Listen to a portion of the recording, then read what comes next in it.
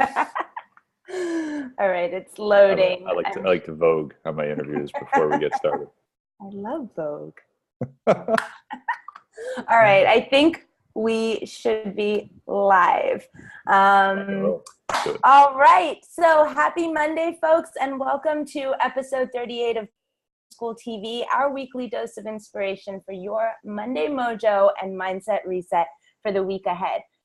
So I'm Salonia, and tonight we have the awesome, amazing Mark Guay on the show as part of our Humans of Change tribe and weekly series.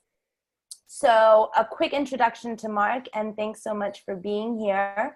But Mark Guay is a storytelling animal who recently moved to San Diego with his wife and his cat, Yoda, who we're hoping we might get a little peek at some point this evening. So Mark helps businesses create stories that connect with the heart of their core audience. And before founding Storyborn, he created a series of meditations to help people tune into their greatest self and unlock their potential. His meditations can be found on Insight Timer and have over 130,000 downloads to date. Mark, thanks so much for coming on the show tonight. It feels so long overdue since we were first connected in 2014, I think it was. And you actually had invited us to be on your podcast on the Traveling Cup. And so I'm so excited to finally have the opportunity to invite you to come and speak with our Humans of Change tribe and viewers. So thanks so much for being here. Likewise, I'm really excited to be here too, Salonia, and I can't believe that it's been that long. And it's kind of, we're going to go meta here because the podcast was part of my journey in shifting careers. And so awesome. It's neat to actually be able to talk to someone who knew me on that journey and can kind of share from that experience of what that was like being on the receiving end. Totally. And we spoke a couple weeks ago, right? And I was so happy to reconnect with you since then. And I'd been following your journey on Instagram a little bit and here and there. And it was just so cool to hear all your updates and everything you've been up to. And I'm so excited for everyone else to have a listen. And what actually, just out of curiosity, before we get started, what's happening with the Traveling Cup now? Is it still around or? Yeah, that's a good question. So I've like most career shifters rebranded a few times. Yeah. And so the Traveling Cup was it was my second podcast. Before that, I had done a podcast specifically on education because I was teaching and I was angry that the education system needed some major changes and I wanted to do it as a teacher. And I'm like, all right, what's the world doing to change education? So I did that. And then I went to the Traveling Cup after. And I brought it to 100 episodes. And you know what? I honestly found that it felt good to pause there and to do what I call a strategic quit. I kind of came to a realization that there's only so much time, right? Yep. And we could vote with how we use that time. And so I brought it to 100 episodes and I sort of, at about episode 70, I said, okay, I don't know how long I can keep doing this. I need to take a break just because I wanted to see what I can do with that other time that I would have from not doing it. Because as you know, podcasts look like they're really easy, but there's a lot of work that goes into it, right? It's not just showing up and we develop teams behind us to help us make things run smoother, but it's still a part-time job. So it was like a part-time job on a part-time job on a full-time job that I had.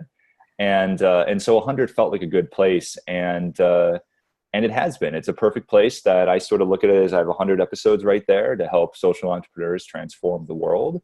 And they interviewed amazing people such as you and Grace at the Chain School, which we're here. Yeah. And I'm actually, though, going to be re-entering the podcasting world soon because it's amazing.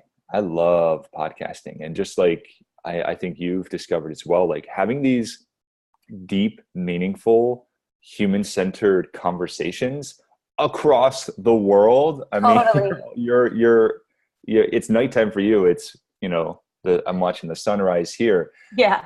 it still blows my mind. Like this still taps into this like giddy kid part in me that's like, this is really cool. Cause I still remember the days where it was like, 3 days to download a song. Yeah. And then Oh like my God. before that even happened. And like, so this still really, really blows my mind that we're able to do this. Same. No, I love it. And I totally agree. And I think, like you said, it's so much more work than it seems on the surface. But I think even just when you overcome that side of it, the reward of being able to connect with people, to have like Mm-hmm. real world conversations and then share Right. it with others who are looking for that is Mm-hmm. is worth all the pain, huh? Right. Awesome. Okay, so I've got just a couple questions set up for you, but I mean, you've got so much ground to share, so I'm going to do minimal talking. But just for those who are jumping in and joining us live, Mark is here tonight, and we're so happy to have him on the show. And he's going to be talking about. I really couldn't choose. There were so many ideas and themes that I thought were so amazing. So I think we're going to talk a little bit about being versus doing, which was something that you sort of raised, and I think that's amazing. And we're going to hear about your 7-year and 3,500-mile journey from New York teacher to San Diego entrepreneur. And we're going to do all of that tonight or this morning for you. Awesome. Let's do it. So I always like to start from the beginning. I know you've made multiple shifts over the years, and I kind of wrapped it in the end to end, right? So English teaching full-time in New York, and today running your own business in San Diego. So can you kind of talk us through a bit of that journey and the little milestones you had in there? Yeah, absolutely. So feel free to just prod some questions, because I could talk all day and just ride the roller coaster of memory. Cool.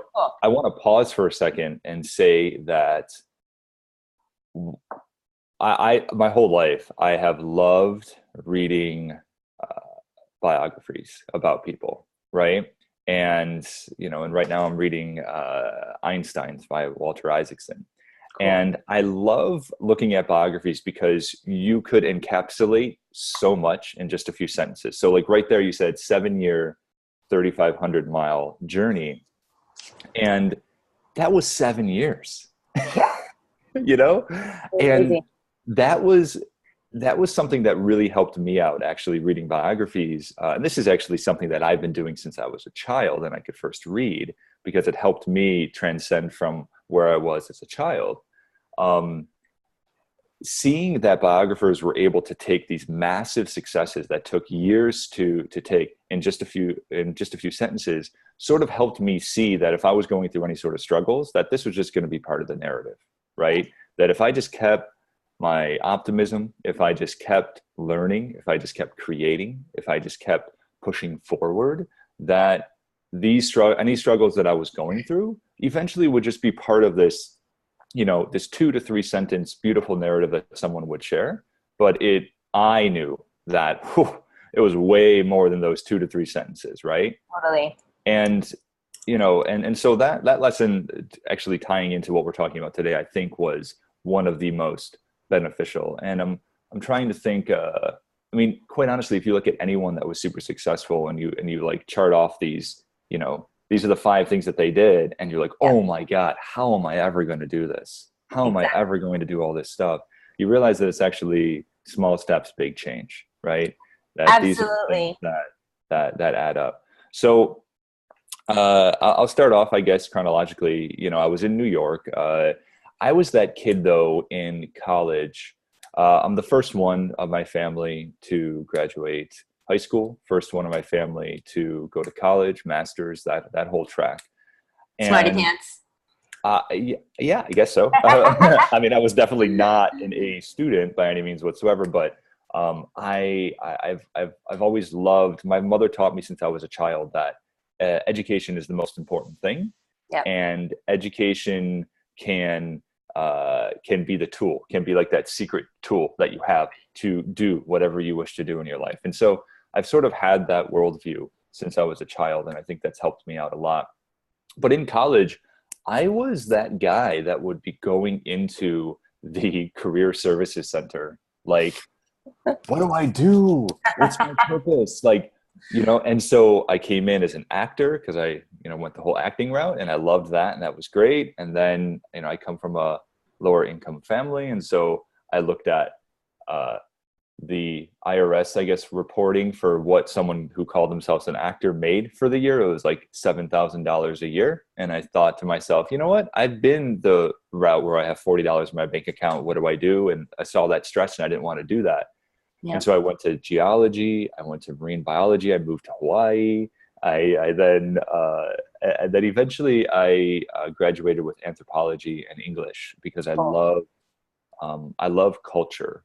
And it's neat saying this because I realize how it connects to my work today, because I love how we define normal, right? Because normal is a relative word, but it's one of those words, like my mother was here in town and I go, hey, Ma, what kind of tea do you want? She goes, oh, just the normal kind. I'm like, what's that? She meant black tea, right? Right. And so, I studied anthropology, and eventually went to grad school, and I fell in love with education because I was under the mindset that there's one way to do education, and I did it. And I had a great schooling experience, but realizing that I could be the catalyst. I always wanted to be some sort of change maker, right? I saw that there was a lot of change that needed to happen in education, and I fell in love with it. I fell in love with that concept of, oh my God, we're at this right time where the world has changed and education hasn't. Yep. Like what you and Grace are doing with the change school, that did not exist. Yes, exactly. When we were children. And so our kids growing up today have such a different, so many more choices when it comes to education, which we didn't have. It was you go to school, teacher talks to you, you take your tests, and IQ is the only way to tell whether you are smart or not. Exactly. So I wanted to be that change maker in education. So I started teaching, and I was fortunate enough to land a teaching job right out of college, and I loved it. It was fantastic. And anyone who is listening knows that when you teach, you age very quickly. And so I was 22. I was 22 walking into my classroom, and I turned 63, I think, in like a year. But I literally had students who were, one student was 20 and he had a thicker beard than I had, right? But I specifically remember a phone call with his father where he didn't know his age or my age. And he says to me, Mr. Guay, can you offer me a little bit of fatherly advice? I'm not really sure what to do with my son here. And I'm thinking, dude, I'm older than your son right now. But I digress. So I really, really, really loved teaching. It was, I think teaching is the greatest gift you could ever be given, because here you are with 150 students who you're playing a surrogate parent. Yeah. Whether you want to admit it or not, you are at least and the role model status, and then you get to impart information and help these students discover new things about themselves that no one else has ever taught them, right? Exactly. And we all remember our teachers, hopefully good, but we all have that one bad memory with that teacher that made us feel stupid, right? Mm-hmm. So I wanted that teacher that really empowered students. And I'll never forget my first email after she graduated from this woman, this friend of mine, Jessica, who now works for Apple, which is amazing. She wrote me an email and just said, thank you so much. You really empowered me. You got me to see that I could be more than what I thought I could be. And I got this other email from the student, Megan, who said, she said, I didn't think I was smart enough to go to college. And you helped show me that I could. Wow. And that's the most fulfilling aspect, right? Absolutely. It was amazing. It was amazing. And I got all these emails throughout. So that kept fueling my teaching career. So I love teaching, and I did it for about 5 years before I started to two things sort of happened, right? I mean, life is about what you do and things that happen to you, right? And so it's like life is like that interacting of the space. Like, how do you react to the things that are happening, and what actions do you take, right? Yeah. So I started to, I honed my teaching career, and I'm like, I got it. And there was this one aspect of teaching that I didn't like, which was the idea that it was like I could literally see what the next 30 years of my life would be like, right? And that that was plaguing me a little bit because I want discovery. Change is, I think, extremely important. And, the Buddhist philosophy of impermanence, that the only constant is change, Yep. so I knew that in change is how we grow. And so that's where I mentioned that podcast, Transforming Education podcast, because I wanted to see how people were transforming education. And so I did that, and I learned a whole bunch about what I can do in the classroom. And I started teaching entrepreneurship in my class. I met people like Seth Godin, who we both respect very much. Absolutely. And I created an entrepreneurship course. I learned design thinking, and I did all this stuff with education. And so at the same time, I then started up the Traveling Cup podcast, which was essentially twofold. It was my way to learn a new skill, marketing, and it was a way for me to find out, hey, what are the leaders in the world today doing, and what skills can I take back to my classroom to teach my students? And awesome. If you recall, off the record, if I didn't directly do it, I would indirectly do it. I would ask questions like, hey, what are some things you wish that, your employees now, or what are some things that you wish you knew when you were in high school? And I would ask those questions, and I would bring those into my students, and I would share that with them, because awesome. I really, really, really wanted the classroom to connect to the real world, right? Because I was that student that was like, if you couldn't explain how this connected to the real world, I wasn't paying attention. There was no agency. There was same. Right? I was totally the same. Yep. And here's the thing, like, it all connects to the real world. You just got to find out how. Yes. So I wanted to make sure that what I was doing did that. Right. And so I started up the Traveling Cup, and my God, that was the most beautiful experience ever, because I personally learned a lot from it. I learned a new skill. And what it did is it also taught me the ability to learn marketing and to practice marketing. And so at that same time, my wife got seriously ill with Lyme disease.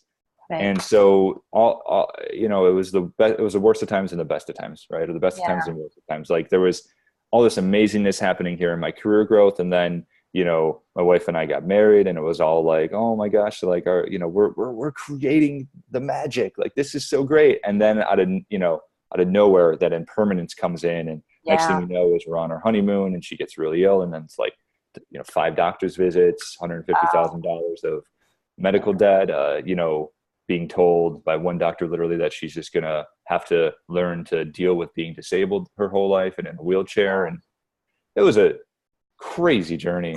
Yeah. And we could break that down, because there's a lot in that as well. But in that time, I needed to bring in extra income. Sure. Because she wasn't able to work. And so I was just on my teaching salary, and I had to pay for all these out-of-pocket medical expenses. So it was a very stressful time. Yeah. But out of stress comes beautiful discovery. Right? Every time. Yeah. Every time. Like, when you're in it, you don't want to be told that. No, it's the last thing you want to hear. Yeah, you don't want to even fathom, right? No, you don't want to hear that. You don't want someone to say, this is going to turn out to be really, you're like, really good for you. Yeah, you're like, get out of my face.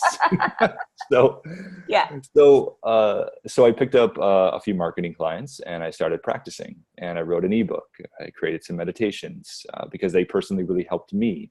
Right. And I created all these little things that inevitably led to a doctor who recommended that we try an ancient form of healing called the Mediterranean climate.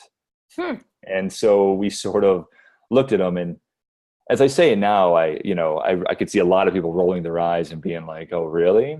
I'm intrigued. We went through, world reclaimed doctor to world reclaimed doctor to, woo-woo homeopath to this naturopath, to like all these different paths. Yeah. And eventually we found this one doctor who actually was making progress in helping my wife heal.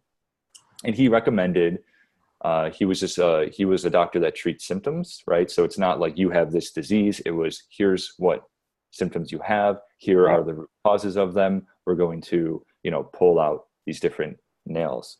And so one of them was, hey, you should the Mediterranean climate is consistent and dry, and it allows for healing because the body is not dealing with these humidity fluctuations and temperature fluctuations. Right. So I said, okay. And I remember, one of the few things I remember from my undergrad career as an English major was, I believe it was Elizabeth and Robert Brown. They were ill, or she was ill.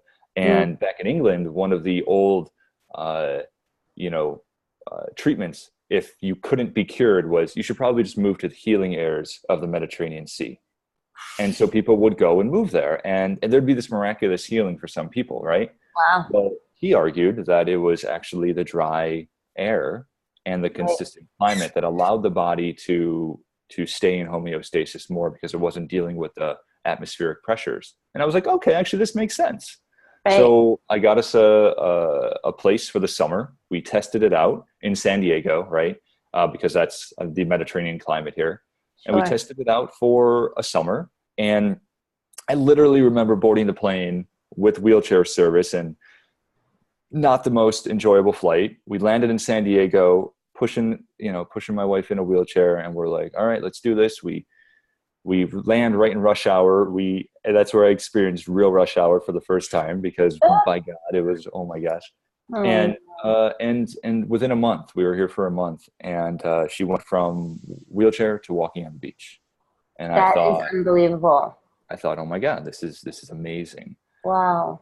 So we went back to New York because we were fueled. She was feeling better. And fortunately, the weather got really humid. And the next thing we know is she was back in that wheelchair, and we're like, wow. Okay, what's going on here? So we sort of had this, I don't know how else to describe it, other than just like this, kind of God sitting you down and going like, here's your time. Like, you have to make a major choice, right? And, we both loved our teaching professions.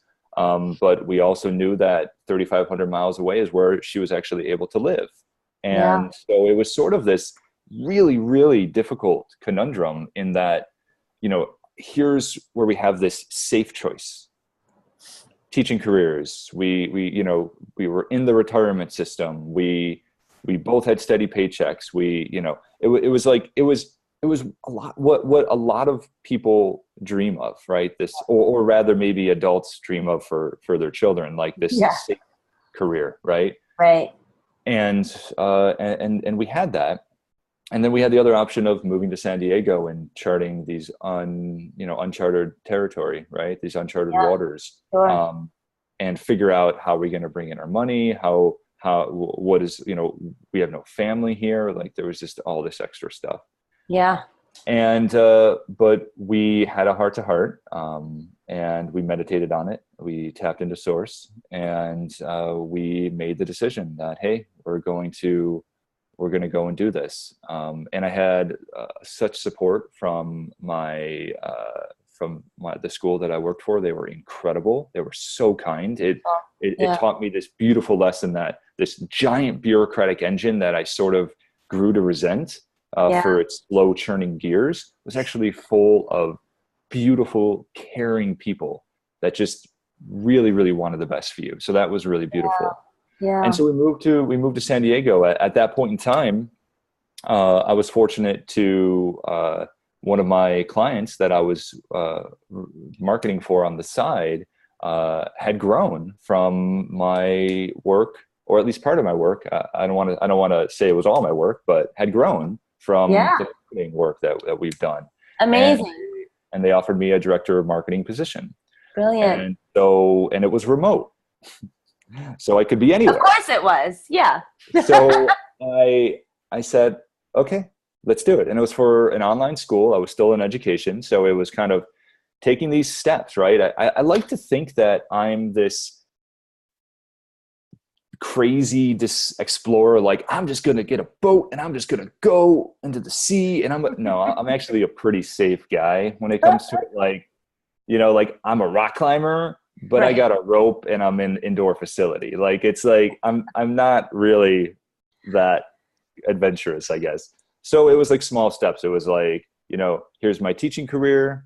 Sure. Okay, here's a lily pad. It was like director of marketing, or like teaching career, marketing consultations on the side, tapping into entrepreneurship for a few years, making a lot of beautiful mistakes. Right. And then it was, okay, director of marketing, but it's still in education. Okay, that makes sense. Okay, cool. Look at that. Okay, that's interesting. Here we are. And Yep. then, and I did the director of marketing role for a while, for about a year and a half, and that was beautiful. But at that point in time, I learned that, you know what, I really love teaching. Yeah. I went from working with 150 students a day plus faculty. So I was asked at least a few hundred questions a day. Mr. Guay, can you do Wow. this? Mr. Guay, can you do this? Mr. Guay, like it was like, boom, boom, boom, Yeah. boom. And like I literally walked into my classroom and I was like, okay, what are we gonna do? What are we gonna do? You know?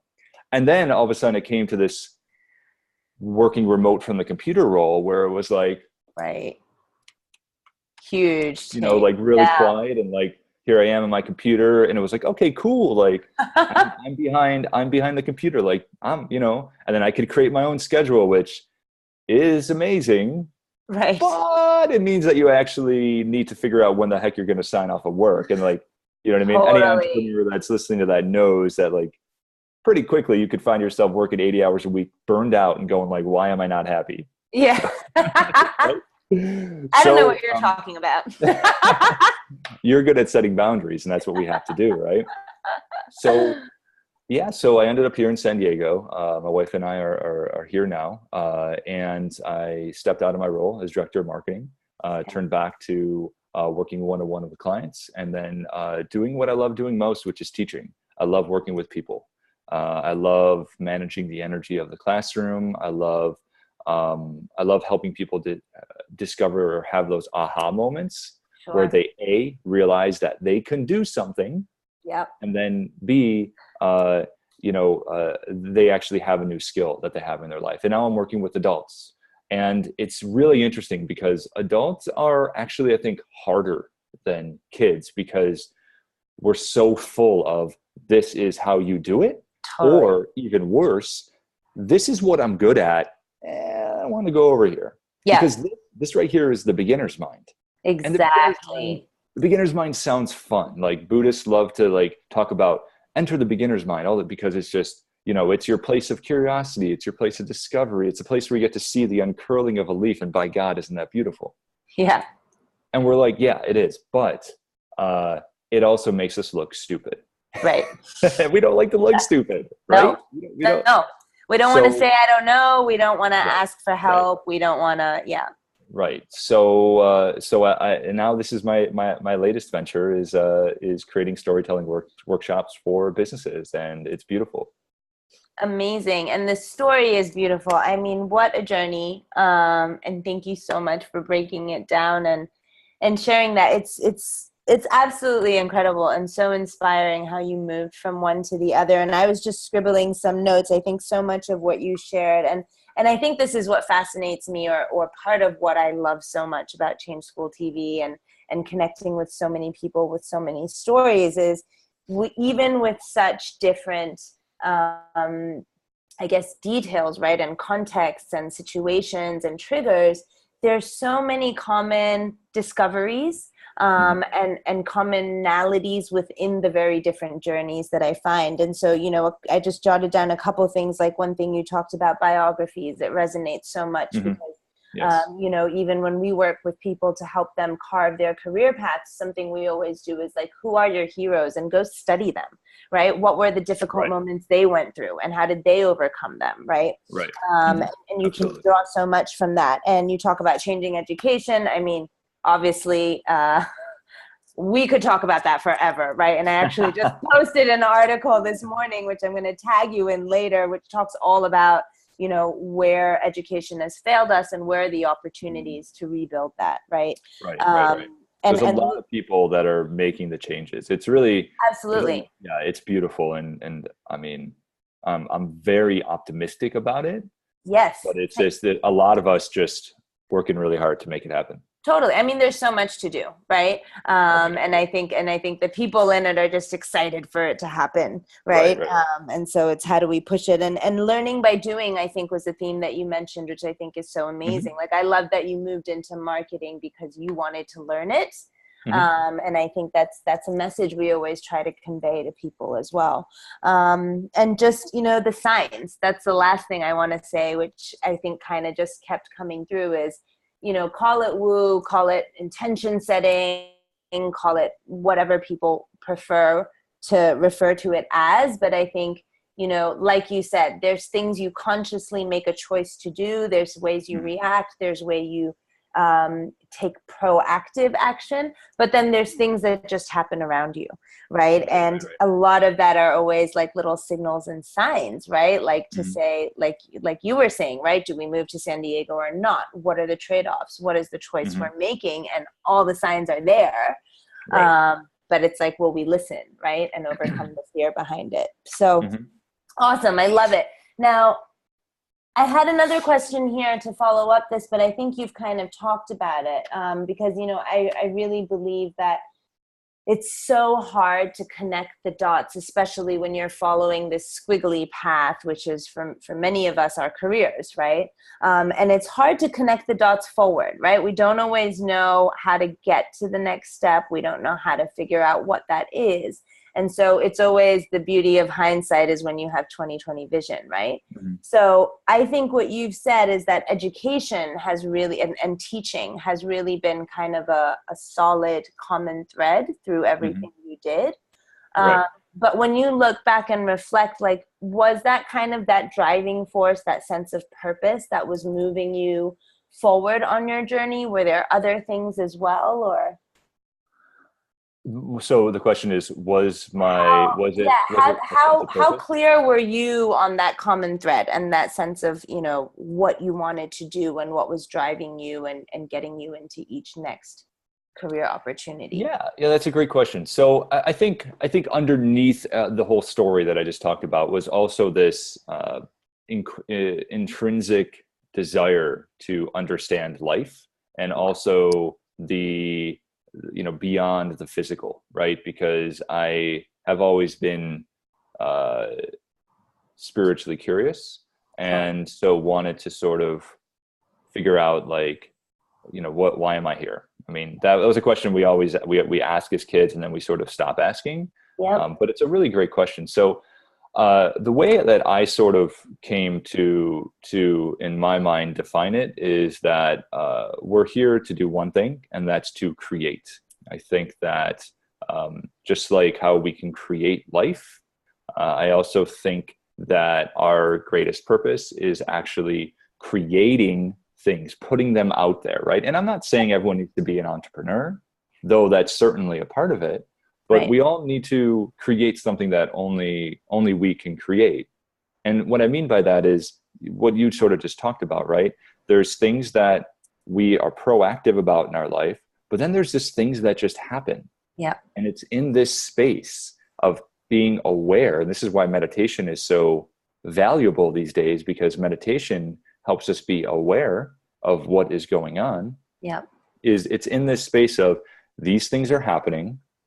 Here is where I'm walking on this path, and it's actually paying attention to these things here and saying, okay, well, what can I create in this space, right? Exactly. So, like, small example is, I don't know your entire story here, but I would assume that what you're doing here with the Change School TV is a mix of what you intrinsically are motivated to do, like helping people make transformative change in their life and empower them.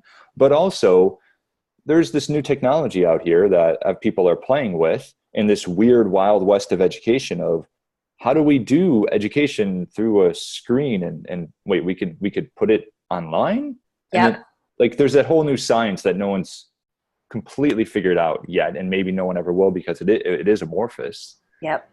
So for me, it's always been that driving force of, okay, cool. Like, I also kind of look at life like a video game, where it's like, how can you constantly move to the next level, right? Because we always can, and we could, and I think that we are also in charge of our own evolution.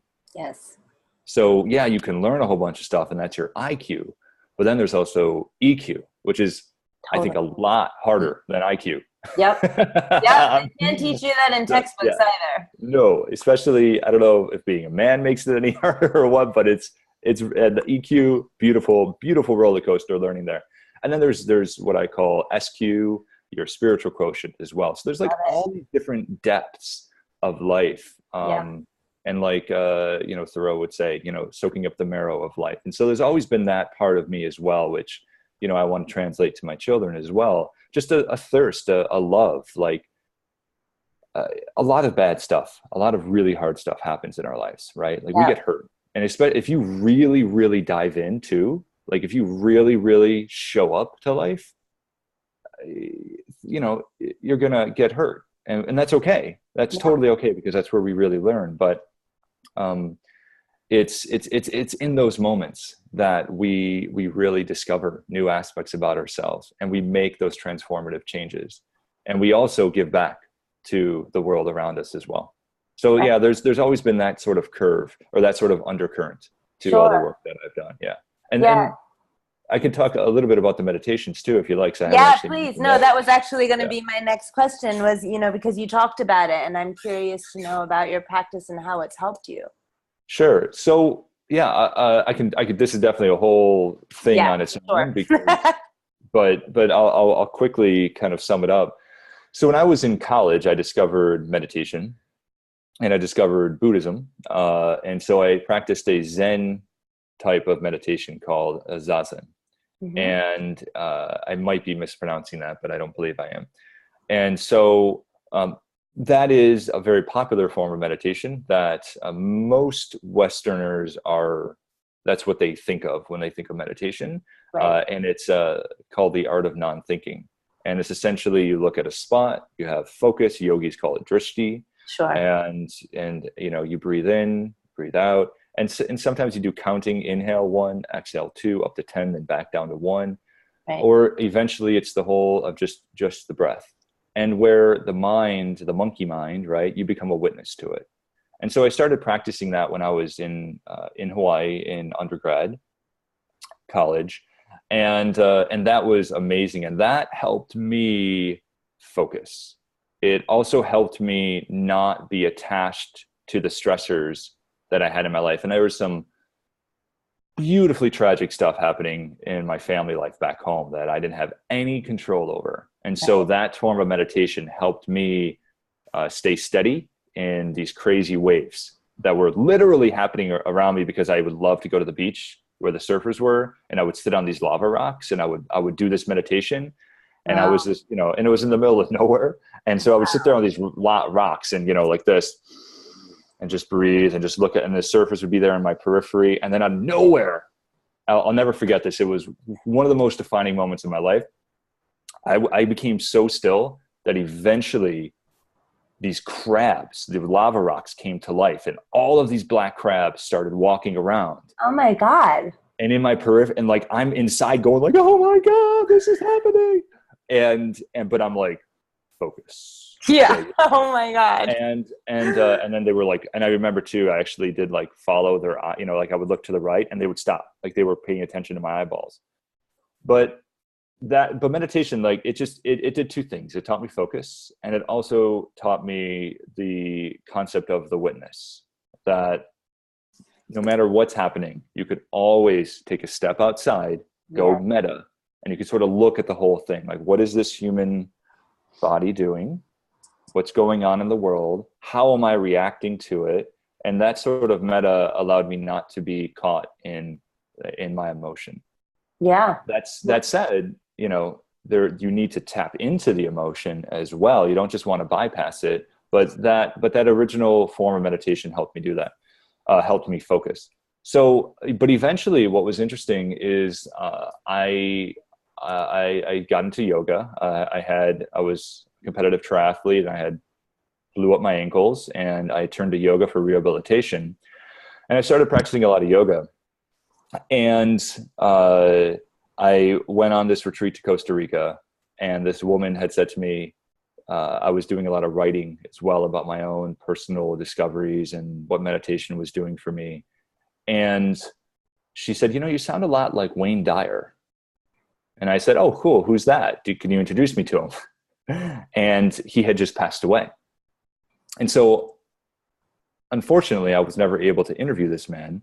but I was introduced to Wayne Dyer's work, and that really transformed my life, because he is one of the most beautiful souls, I think, ever to come through, because he just had such a way of words. And so I listened to, of course, his memoir, which is an autobiography in essence, right? Mm-hmm. And so I learned of his struggles, and I learned of what he discovered, and just by God, it helped me so much. But he brought me to this term called manifesting, which I'll be completely honest with you, when I first heard it, what was that movie, The Secret, came out, or the book, The Secret? Yeah. I rolled my eyes and I was like, oh my God, like, are you serious right now? Like, this is just snake oil, and there are parts of it that some people are spinning it in this snake oil way. Yep. But I, in my own private, quiet kind of way, without telling anyone, was like, I want to give it a shot. Let's see what happens. So I took a look at, as an educator, we study under Abraham Maslow, which was, I believe he was a psychologist, but he talked about his, what was that pyramid called? The hierarchy of needs. The hierarchy of needs, right? And then I learned of these chakras, and I was like, well, that's interesting. There's like some parallels. And I was reading Jung at the time, Carl Jung, and then I was reading Campbell, and I'm like, oh my God, there's all these parallels. Like, this is interesting. Like, connecting the dots. And I'm like, okay. So I started thinking of the chakras in a way of hierarchy of needs. And I was like, okay, cool. So I started developing these meditations on my own, of like positive affirmations, intention setting, and then, going through each chakra and like setting different intentions for each chakra. And I was like, okay. And then I was like, let's add in a little bit of manifesting. And so I was studying kirtan, which is basically a yogic way of chanting the syllables of God, A, O, right? And so so what I learned from Wayne Dyer is that by actually chanting that sound of Om or Ah, is it on a vibrational level, it taps into source energy. And I remember reading that and going like, I'm not going to tell anyone this, but in my own private, room with no one hearing me, I would sit there for 30 minutes, or, not that long, but I would add in about 5 to 10 minutes at the end of my meditation of this, and literally taking myself into that which I wanted to bring into my life. So it wasn't like I wanted to live in San Diego. It wasn't the feeling, it was the imagining, visualizing the feeling of the sand between my toes, of holding my wife's hand on the plane, of, that jubilant joy of, we did it. Like, it was in that kind of like method acting, like I used to do. Right. Yeah. And so I was just like, you know what? And I was at a really low point too, because I was like, all these doctor visits, I'm like, what's going on here? So whatever, let's do it. And it was private. I would never share this with my mom. Oh my God. No. Oh God. Yeah. She's watching now and she's going like, honey, but, but anyways, I started practicing it. And Salonia, the thing that I was manifesting at that point in time, was working remotely, living in San Diego.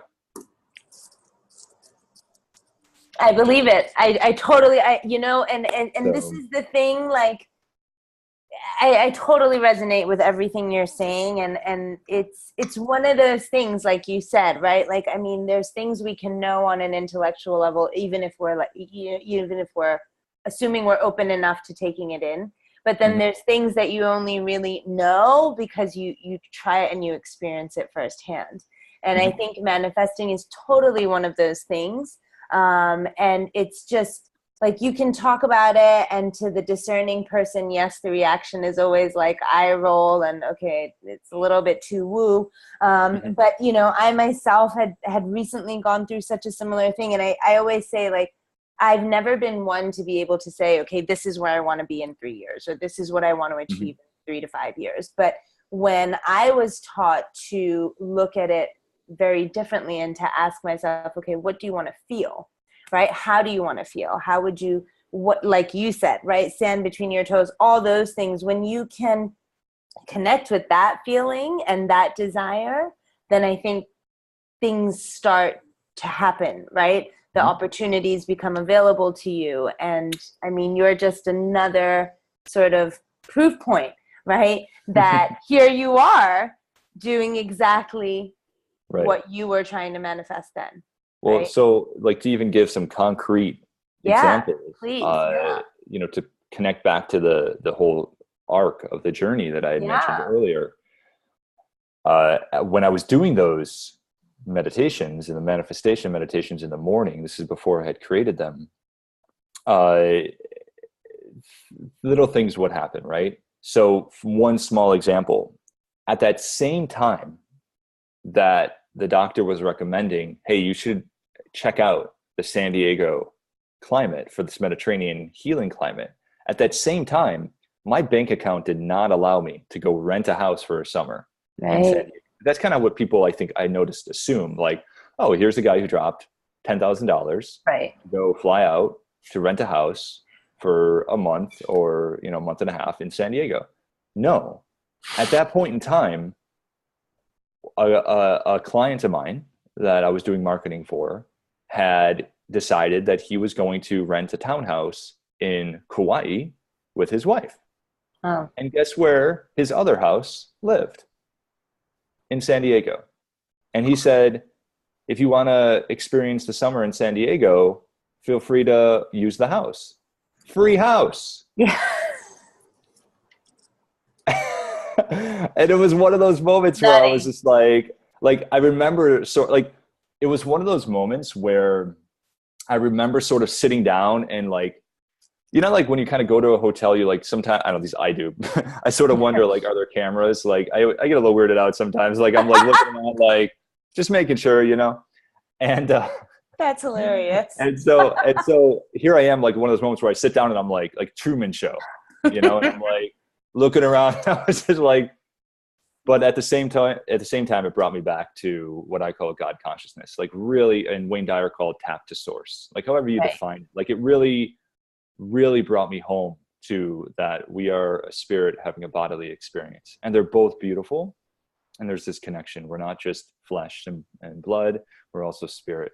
And it was like, whoa, holy crap, this is beautiful. Like what a ride. And Yeah. it also brought this trust and this what Wayne Dyer used to say, like how foolish are we to think that we were only taken care of for 9 months. Like that I quote is love so that. beautiful. Yeah. It's so Yeah. beautiful because for 9 months we're just, we're like, ooh, we're just like, playing in the room, and we're like, as we grow, and it's all beautiful. And then we come out as these incredibly weak beings. We can't even hold our necks up. Yeah. Right. and we're taken care of, and we're, and, and I'm adopted. And so like it was, and I was very fortunate to be adopted into a beautiful family that took care of me. And I've met many people that didn't have that, growing up, but still like somehow like, people take care of us, and we get by, and eventually we get strong enough where we're able to take care of ourselves, but it takes years. Yep. Like other Absolutely. animals in the wild, they come out and like within weeks they're like, bam. Yeah, exactly. Get it. Us, we're like, I need food, help me. I can't walk, poop my pants. Like it's, so it's sort of that trust in that, everything will be all right. Yeah. Just that optimism, that eternal optimism that I attach to spirit. Yeah, no, I love that. And I think I love the way you just talked about that in very concrete and real terms. And I think it's a beautiful way of thinking about, it's not just, trusting blindly and, Mm-hmm. oh, let's hope everything goes okay. But you're Right. absolutely right? I mean, from the day we're here, we are nurtured, cared for, having to trust, and then along the way, some of that trust gets eroded through different experiences. And then it's always about checking in and reconnecting so that, you can build that trust and allow the great things to kind of come into Right. your path. Right. Right. I did want to mention as well that, so, and, I don't get any money from this at all, but those meditations are available on Insight Timer. Yes. So Awesome. anyone who's listening, wants to download that app, Insight Timer, they could go to my meditations, and it's been pretty amazing. I made those about 4 years ago, I think. Wow. And I still get messages from people that it's been helpful for them to manifest different things into their lives, whether it's career or it's wealth or it's self-confidence. It's been really beautiful. And, you know, like I said, I made those because they worked for me. And I was like, and going back to what I had said earlier, like our purpose is to create. And so it was like, okay, I had sort of designed this style of meditation that was a hodgepodge of these different things that I had learned throughout my careers. Let's put it, and I had this really expensive mic for podcasting. Let's create a meditation. Why not? Yeah. Like, let's give it back. And so I created that out, and you know, there's about, I think, 140,000 people now have downloaded them and listened to them, and they've been helpful. So that's amazing. No, thank you so much for that. And I'm going to share the link inside the comments after this too. So if anyone's watching and wanting to get their hands on that and get started wherever you are, whether you're starting for the first time or you have a seasoned practice and want to try something different, then we will definitely share that. Thanks, Mark. And before I jump into, I think, the second to last question, I just want to ask you quickly, so what actually is your practice now? So how do you are you like a morning meditate for 30 minutes, or do you do spurts throughout your day? I'm always a bit curious because I go back and forth. Sometimes mornings are great, sometimes they don't, and then I just don't meditate that day, and that's kind of a bummer. So I'm just curious, do you like sprinkle it in your day or do any other times? That's a great question. So the way I look at meditation now is how I look at physical fitness, right? So we haven't talked about it, but I was a USA triathlon coach and personal trainer for a brief sprint. And what I learned about the body is, like, I love when people say, I'm going to work out. And I'm like, okay, cool. What does that mean? What are you doing? Like, what are you trying to work out, right? Is it your heart? Are you working cardio? Are you doing some aerobic endurance? Are you working out your muscles, right? Are you trying to stress them out to then grow? And then if you are you trying to get like Arnold, or are you trying to get, I don't know, someone who's really thin and fit, like cut, like what are you trying to do, right? Yeah. There's different physical exercises that we do depending on which result we want. Sure. If you want big muscles, it's a different exercise than if you want a really strong heart. Now, yes, there's crossover, right? But I mean, a marathon runner is not going to be competing at the Arnold, right? They're not going to be lifting weights. And then of course there's rock climbing, right? Like, there's different types of physical fitness depending on what you're trying to gain. Stretching, right? That's another one. So I look at meditation the same way. And so now what I do is I ask myself, I tune in and I say, well, what do I need? Right? So I am actually finding myself now going back a little bit to the form of Zazen. I spent a weekend at a Buddhist monastery up in the Catskills of New York. Cool. And I lived with the monks there, which Zazen is their main practice. Right. And I realized that Zazen is focus. It helps you really practice. What does Seth Godin call it? Emotional work, like put in the work. It's like, the uncomfortability, right? Of actually sitting in it. And so I found myself actually coming back to that a lot. But what I'm also working on now is tapping breath into it. So I do a series of fire breaths, right? So I have my arms up and I'll do Kapalabhati breath, and I'll do 300 of, so my practice right now, like I just did before this, is I did 300 Kapalabhati breaths, right? I then went through each chakra to set a positive affirmation. I then just did a quick little of what I wanted to focus on in my day, right? And then I ended with a few breaths of Zazen where I looked at a spot. But at the end of the day, what I've been trying to do now is actually come back to just Zazen and just spending, honestly, 5 minutes is fine. And 5 minutes is hard at the end of the day. Yeah, sure. And just sitting on a spot and just as a thought rolls in of, oh, I got to do this work, or, oh, I got to do this, or, oh, I forgot to get back to this person, or whatever. I sort of look at it. Yeah. I look at it like a cloud and just go, okay, cool. I see you. Thank you. Yeah. And moving on. So that's the one that I find myself coming back to. It's the most beneficial, but this with the with the visualizations, like when you're done with it, you're like, let's go. Yes, which is exactly how you were this morning. You're like, where are we at? I was like, oh my God, it's 5 in the morning. Oh, I love it. Awesome. Well, thanks for sharing that. I'm always curious about how different people are implementing. Okay, so I think, thank you so much. You've shared so much already. I think the best way to kind of wrap up is, I'd love to hear a little bit more. Maybe you could share with those who are watching now about Storyborn, what you're currently working on. And yeah. So what I'm doing now is I'm in the middle of creating different workshops for entrepreneurs and also for organizations as well to align their business with the art of storytelling. As I got into my role in marketing, I actually saw that all of those lessons that I was teaching my students of how to tell stories, right? How to tell personal narratives, right? To get into the college essay, right? To get into college. And then, analyzing different literature in the stories and pulling out like, well, what are the characters doing and the journey that they're taking?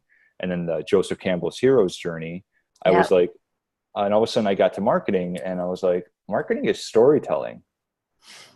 And at that same time, a lot of other people were starting to talk about it. And I was like, oh my God, this is really neat.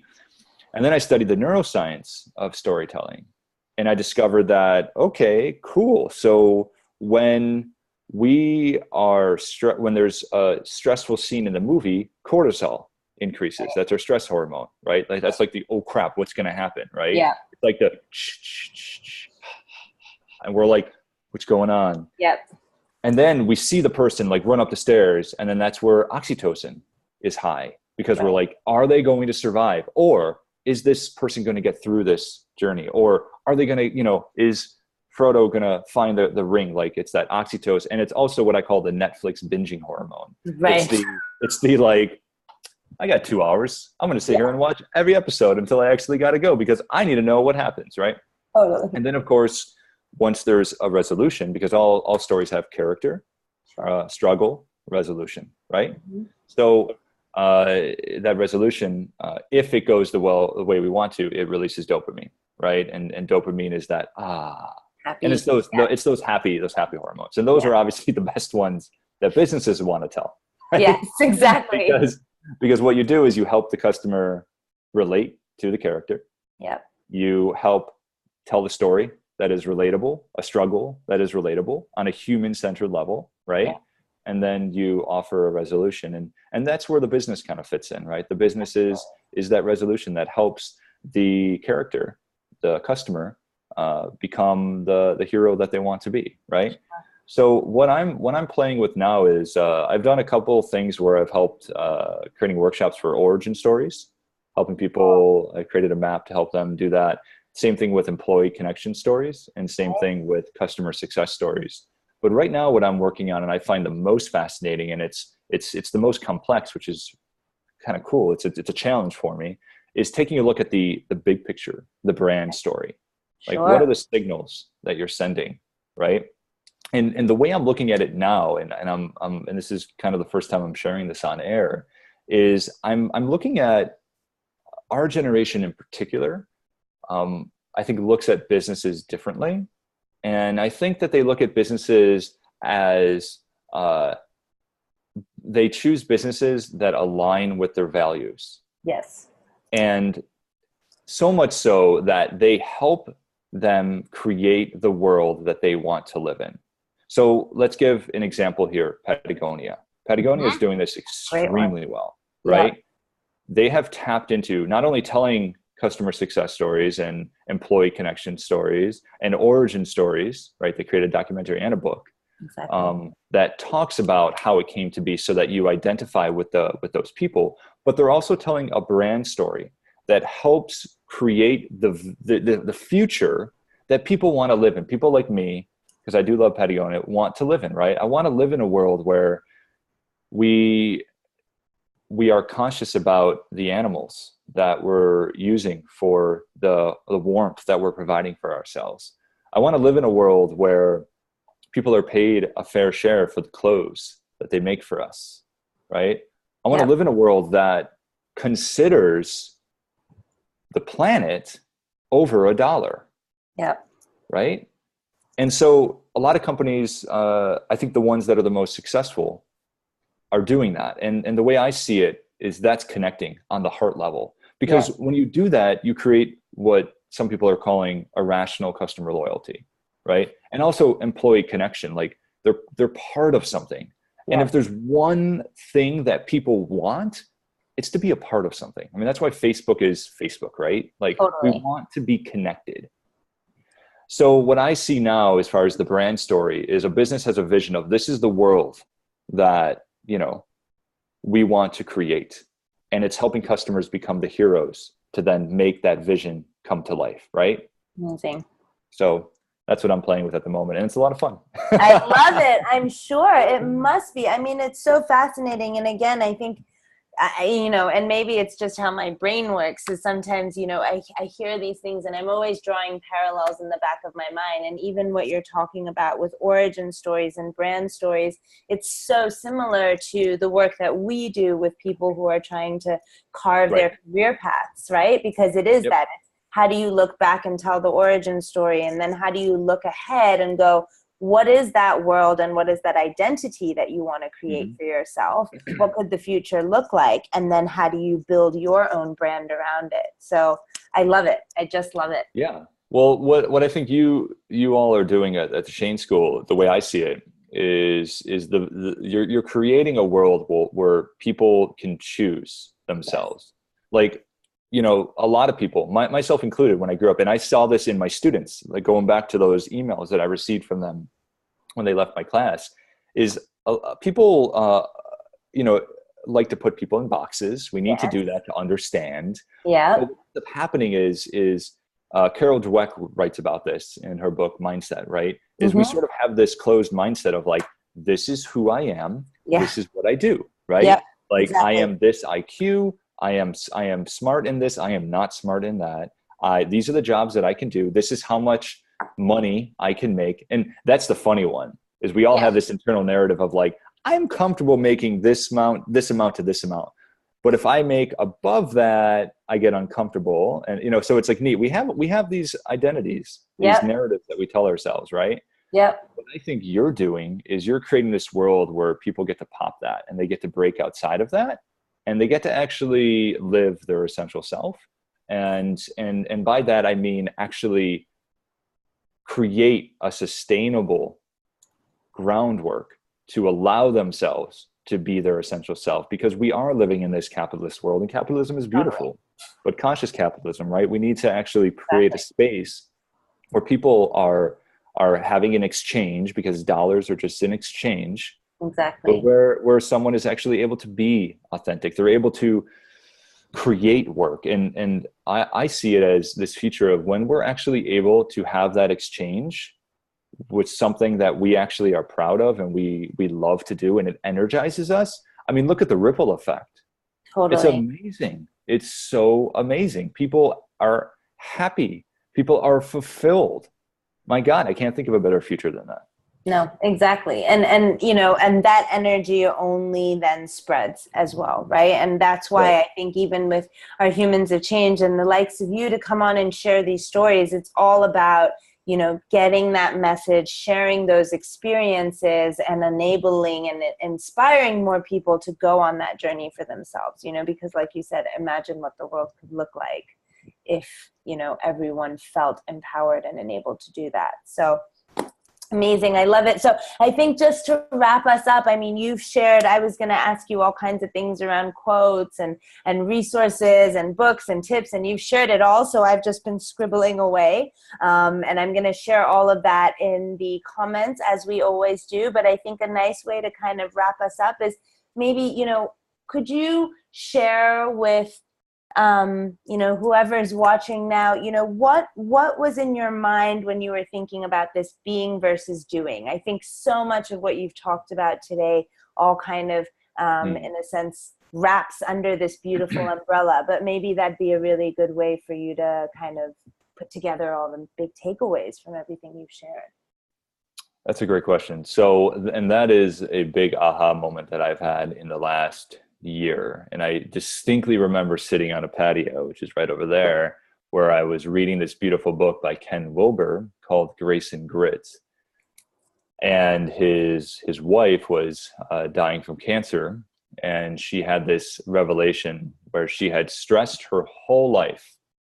It was Treya. She had stressed her whole life of, am I doing my right work? Am I living my life on purpose? Is this the work I should be doing? She had really stressed about it. And she had thought that may actually, because that is sort of new age, like new age thinking, that she might have actually caused her own illness, which is horrible, right? It's horrible. Yeah. God, and no, you're not. No, psychogenetic is not psychosomatic. They're totally different. So she had this revelation where she had defined her value, her entire existence based on what she did. Right. And that's kind of a traditional masculine definition of success is what you do. We don't place as much value on success. Success is who you are. Yes. And so she started realizing, oh, wait a minute. This is another way I can value myself, by being the best person I can be. Yes. And what's beautiful in reading this book was Ken talks about just how after she passed, all these people continue to write to him today about moments that they had where, they met Treya out at a coffee shop, or just in a conversation, or, were friends with her. Like, she made people feel heard, seen, loved, and supported. Yeah. Beautiful. And what better purpose can you have? I mean, that's nothing to ignore. And so I sort of had this revelation where I was doing the same thing. I was placing the value of myself on what I do. And I realized being versus doing, right? They're both valuable, because personally speaking, I don't just want to meditate in a cave and just, even though there is value in that, you are actually doing, that whole thing. But I wanted to actually love myself. And it was actually a way for me to come to self-love. Like, no matter what I'm doing, no matter how much money I'm making, no matter what work I'm putting out there, who am I as I do it? Am I this like raging jerk that is, go do this and this needs to be done? And like, how am I making people feel? That's not good. Right. Yeah. So that's been a major practice of mine, is coming to the center of my being. Am I helping people feel loved? Am I supporting them? Am I pushing them, but in a way where they, want to be pushed, and they're enjoying this journey, and they feel loved, supported, and heard. So that's what I mean by being versus doing. It was just such a beautiful lesson for myself. And it was through that book, Grace and Grit, that I really learned that. Amazing. That is, that's so beautiful what you've said. And I love it. And I'm just going to recap it again, because I think it's so relevant as well to so many, whether it's career shifters or anybody who's going through a pivotal moment, is this whole idea of success being speaking to who you are, not solely what you do. And I think that's really, really powerful, and something I hope people who are watching can kind of take into their week as they get back to work and to the grind and going through life day to day, is, how are you showing up? How are you showing up? Not just what right. Amazing. Absolutely. Brilliant. So I think, last thing is, I know you're always open to connecting with different people. Mm-hmm. What is the best way for folks to stay connected with you?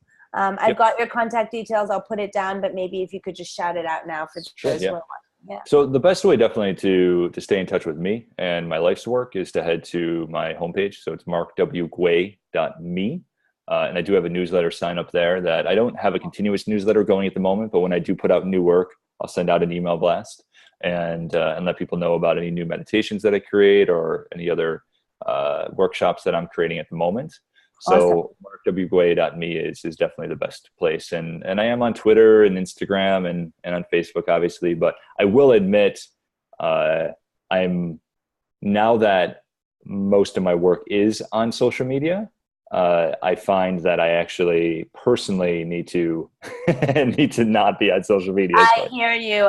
The same thing has happened to us Yeah. since we've made the shift online. You know, we have to be so present online that I Hmm. kind of try and focus most of the time I'm on there for Change School. And then when I've Right. done that, I'm kind of like, all right, bye. I don't want to be here anymore. Yep. Exactly. Exactly. I go and I sit and watch the trees, and I'm not Yeah. joking. Awesome. Oh, Mark, thank you so much. This has been amazing. It's been so great to hear your story. Super rich. So many nuggets of wisdom in there. Incredibly, incredibly grateful. Now, before I let you go and let you carry on with your day, I just want to thank whoever's out there watching. I hope you've taken as much as I have from all that Mark has shared today. And I've posted in the title, and I'll repost in the comments again, you know, if you are sort of thinking about how to start carving your path to a bold career. So that's kind of the word we choose to use, right? Is everything I think, Mark, you've been talking about for us is kind of, we've just wrapped it into this whole concept of being bold, right? And choosing how you show up, choosing how you define success for yourself, how you tell other people the stories that you want them to know and see and hear about you. So our new self-paced course is out and available and ready for you guys to start. It's at bit.ly/BCM Lite, and I'll share that link later on.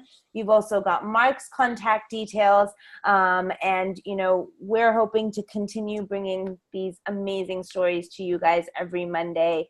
And the beauty is that everyone that comes on the show has been so open and generous with their time and with their willingness to connect. So I hope you guys take advantage of that. Mark, thank you so much.